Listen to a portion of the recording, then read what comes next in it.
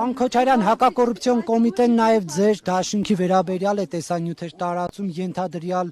կաշառք բաժանելու հետ կապված, սա ինչպես կմեկնաբանեք։ Ծանոթ չեմ այդ նյութերին, 3 հակակոռուպցիոն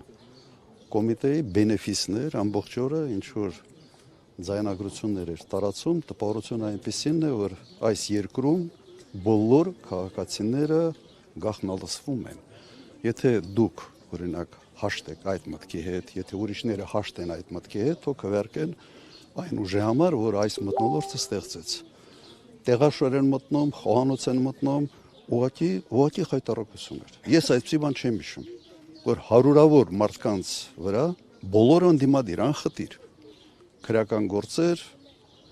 տնային կալանքներ ու եւ այլ, սա ուղղակի խայտառակություն է։ Հավանիչ տեսանյութը եւ բաժանորդագրվիչ նորությունները բաց չթողնելու համար։